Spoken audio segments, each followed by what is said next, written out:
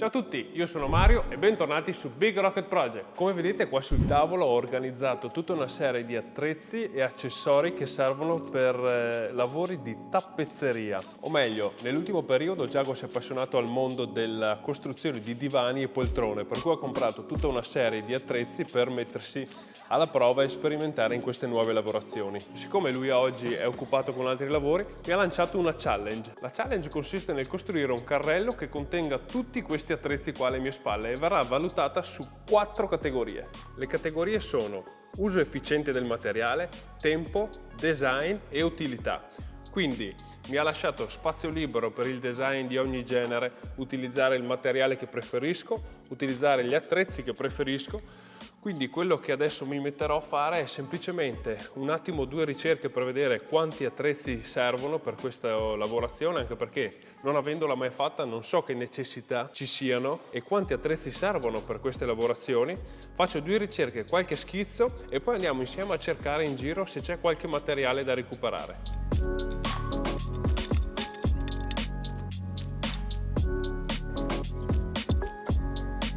Ok. Andiamo a vedere che cosa troviamo. Multistrato questo, che è un po' più grandino. Potremo fare la base. Questo è grosso. Questo è uno scarto di un top. Potremmo utilizzare per fare il ripiano più alto. Forse questo potrebbe essere una parte, è un trucciolato laminato. Potremmo usare questo che ha già un colore suo per fare i fianchi. Intanto ci carichiamo questi e andiamo.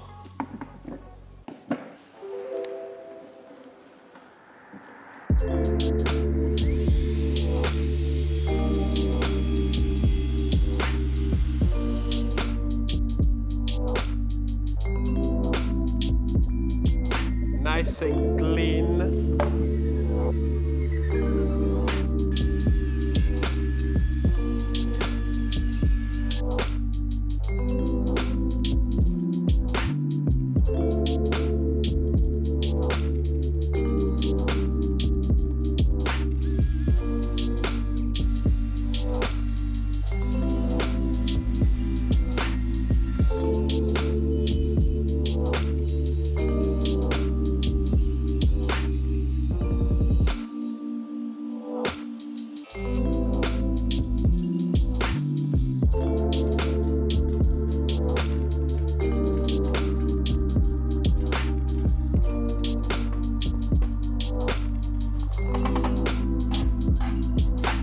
Ok, dunque siamo riusciti a costruire una scatola. Ho utilizzato quel pannello tipo nobilitato che avevo trovato di là, che va benissimo. Per la base e il pezzo sopra ho utilizzato questo multistrato. Poi, siccome non mi piacciono molto queste giunzioni così, ho trovato questi profiletti in alluminio da mettere qua, che secondo me fanno proprio al caso nostro e ci stanno anche molto bene. Ora quello che devo andare a cercare è del materiale per fare dei ripiani, dove mettere poi tutti quei cassettini che avete visto. Allora vorrei fare qua tutta una sorta di cassettini, così aperti e quelli con i divisori, e sotto una parte dove fare storage di tutti i nastri. Allora, dunque, l'idea di mettere un pannello centrale così, che divida, e semplicemente delle alette in modo che appoggino soltanto qua, senza fare un ripiano per ognuno, che era la mia prima idea, così risparmiavo materiale. Purtroppo non si può fare perché queste cassette qui che hanno i divisori ci stanno giuste, e quindi un qualsiasi tipo di pannello qua in mezzo non ci starebbe. Quindi la misura che mi servirebbe per ogni ripiano è 39 x 56. Prendendo uno solo di questi pannelli, se riduco la distanza in profondità da 39 a 34, riesco a far venire fuori 5 ripiani solo da questo pannello e avanzo solamente una striscia da qui a là. Quindi direi che è ottimo, così ottimizziamo anche tutti gli scarti.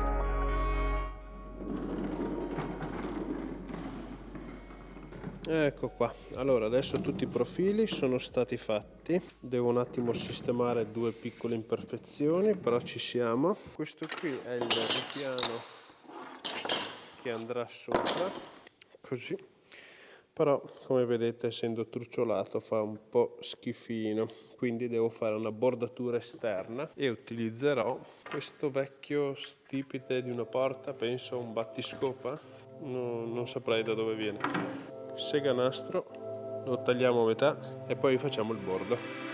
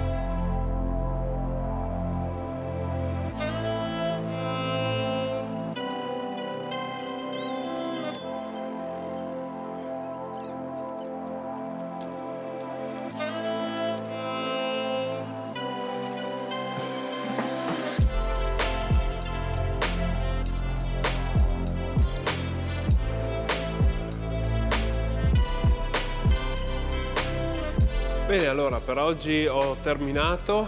La bordatura lì dobbiamo aspettare che domani si asciughi e poi montare tutto. In linea di massima è terminato e domani vedremo se questa challenge è stata superata oppure no.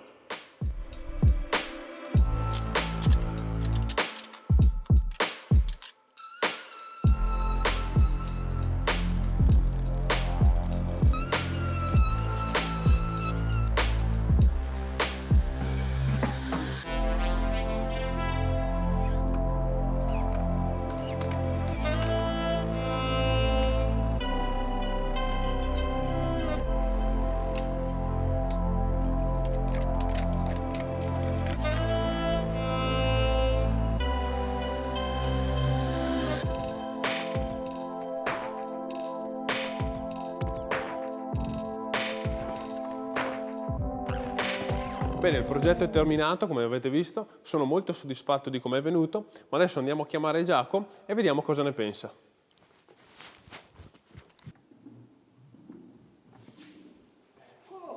Eccoci qua.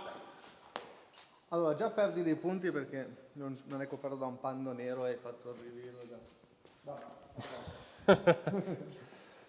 Allora, figata, Ti piace? molto. Mamma mia quanto ci scriviamo. Ok, uso efficiente del materiale e qua direi che vedo pezzi di scarto e pochi scarti tuoi, quindi già potrebbe essere un 10. C'è una telecamera? No. Quindi questo mi potrebbe già essere un bel 10. È un 10. Io ti do 10. È un 10. Questo che cos'è?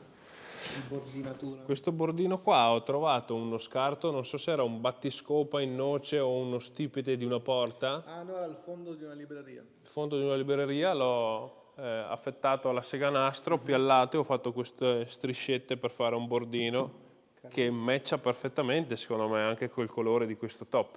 Sì, gli dà quel tocco di ricchezza. Poi tempo non mi ricordo, ci hai messo un po' di più. Però... Tempo ci ho messo un po' di più perché ho dovuto aspettare proprio il bordo che si incollasse alla fine. Quindi quello esattamente non ho finito lo stesso 7 giorno. Dal 7 all'8? 7 o 8? 7 all'8. 7 e mezzo. 7,75. 7,75, quindi 10 e 7,75. Utilità, spiegamela un po', cioè spiegami un po', dimmi il tuo flusso di pensiero. Allora, per questa arrivare a qui, fare questo. allora la challenge era fare un carrellino per tutti gli attrezzi per fare tappezzeria, che non è tappezzeria quella che andremo a fare, ma è semplicemente, sì un po', ma per lo più per fare poltroncine e divani. Ok? Essendo Quindi il modulo per fare questa roba. il modulo dove hai tutto quello che ti serve per quelle specifiche lavorazioni. La prima difficoltà la prima è che noi non difficoltà, sappiamo che esatto, cavolo. la prima difficoltà era appunto che noi non sappiamo né che necessità ha delle lavorazioni del genere e né quali sono i tools che usi di più. Sì, qualcosa ho comprato. Qualcosa appunto c'è, ma sicuramente tante altre cambiano. Quindi qualcosa che sia un po' dinamico prima di tutto. Infatti le scatole non sono fisse, non sono cassetti, perché avrei dovuto utilizzare più materiale e l'efficienza nel materiale era una di quelle caratteristiche che dovevo rispettare. Ok. Quindi ho trovato queste scatole con i divisori che si possono cambiare e quindi tu non sei legato per forza a utilizzare quella scatola piuttosto che un'altra. Volendo, se queste qua non ti piacciono, le stesse tu puoi mettere anche tutto qua.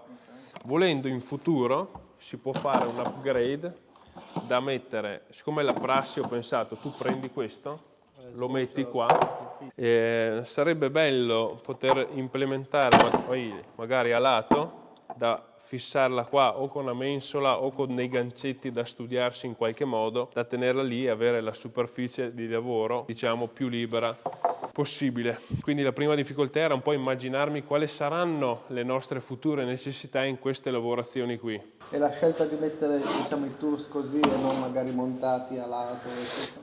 Allora, Estetica o utilizzo? Cioè è una scelta estetica o tempo o utilizzo? è un po' tutto, a dire la verità. Uno estetica perché non avevo voglia di rovinare questo pannello, perché mi sembra, è un Per l'hai recuperato questo che non l'ho mai neanche visto. è là in fondo era. È proprio un compensato questo, laminato tipo sto grigio scuro che mettendo questi bordini che nascondono le giunzioni sembra più un fly case anche, no? Quindi esteticamente bello. Forarlo, non torni più indietro poi, lo rovini se è una roba magari lì, non sapendo appunto l'utilizzo, è una roba che facciamo sempre in tempo ad aggiungere più avanti senza troppi problemi. E anche lì, secondo me, ragionare su cosa mettere a fianco è più un discorso di praticità. Cosa sono gli attrezzi che utilizzi più frequentemente? Dobbiamo saperlo. E non lo sappiamo, per cui è una cosa che va bene per adesso, ma ha tutte le potenzialità per essere aggiornata e diventare il carrellino preciso che serve a noi. Saluta! Ciao! Cioè, secondo me la tua scelta è stata molto intelligente del fatto che non avendo le idee chiare di quello che sarà, hai fatto una roba, cioè se io prendo questo qua, e, anzi se ti avessi detto fammi una roba per l'elettronica, già questo ce lo posso fare andare bene lo stesso, o che qualcos'altro. Quindi è stato intelligente da parte tua scegliere una cosa che è veramente molto standard, tra virgolette, e quindi non può andare male. Giusto? No, di rendere un po' tutto che sia sempre il punto fisso che ho cercato di mantenere è dinamicità. Perché la cosa appunto, non essendo nuova per entrambi, chissà quali sono le necessità che andiamo a incontrare. Sì, la mia domanda, cioè nel design io avrei, come voto del design, avrei voluto vedere una roba che tu dici, ok, questo è proprio fatto per il tappezziero, non so che nome abbia in italiano, però è proprio la domanda che è stupida, cioè la mia richiesta che è stupida perché non sappiamo cosa andiamo a fare. Esatto, fosse una roba di falegnameria per un certo coso, ti organizzo tutto, che sono lavori che magari ho già fatto spesso. In questo caso questo andava sia a favore che dici ok, carrellino per questi lavori, però entrambi noi li abbiamo fatti. No, non saprei manco cosa consigliare. Cioè magari anche te lo facevo, però Vabbè, certo. potevamo incontrare vari problemi anche in futuro. Quindi utilizzo mi viene da dire 9 perché non può che andare bene, cioè non può andare male. Può andare male, si possono sicuramente aggiungere funzionalità, eccetera, quindi è una buona base di partenza. Design, proprio per quel motivo lì, faccio finta che la mia domanda non sia stupida, darei un 7. Ok, Solo per il fatto che mi sarebbe piaciuto avere non so cosa. proprio preciso per quella cosa lì. No, comunque ottimo lavoro. Ovviamente io mi piace fare le challenge, le faccio anche agli altri per cercare di stimolare quella parte del cervello che ti fa fare qualcosa di diverso.